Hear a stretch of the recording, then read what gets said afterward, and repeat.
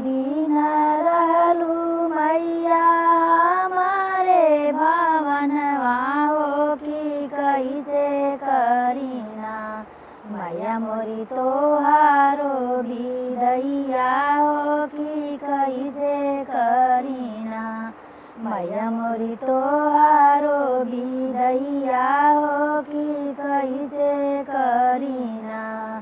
नव दिन रखलू मैया आचरा के छैया हो कि माई जैसन ना बेटी के दियालू आशीषिया हो कि माई जैसन ना दियालू बेटी के आशीषिया हो कि माई जैसन ना।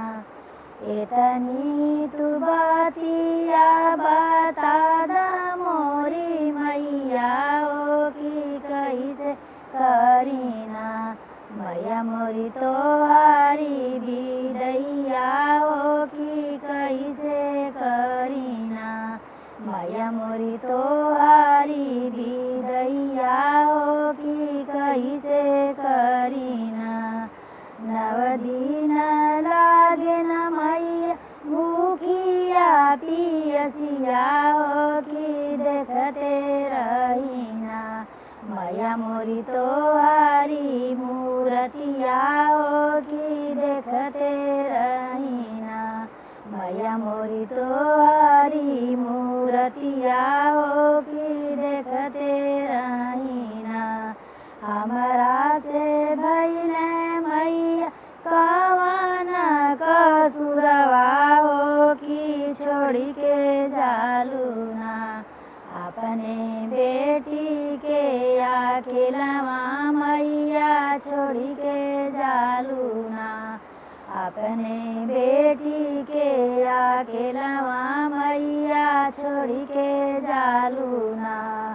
नव दिन खातिर मैया आइलू बानी के पहुनवा हो कि तोहरे गईले ना सुना लागे घरवा आंगनवा मैया तोहरे गईले ना सुना लागे घरवा आंगनवा मैया तोहरे बिना ना सुना लागे गाँवा नगरिया मैया तोहरे बिना ना।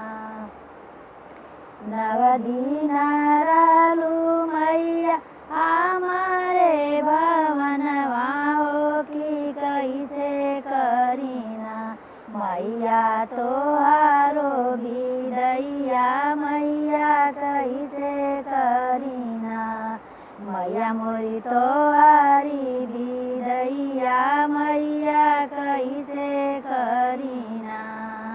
नव दिन रखलू मैया आचरा के छैया हो कि माई जैसन ना दियालू बेटी के दुलरवा हो कि माई जैसन ना दियालू बेटी के दुलरवा हो कि माई जैसन ना। अगर आपको हमारा गाना अच्छा लगे तो हमारे चैनल को लाइक शेयर एंड सब्सक्राइब जरूर करें और बेल आइकन प्रेस करें जिससे कि हमारे गाने का नोटिफिकेशन आपको सबसे पहले मिल सके।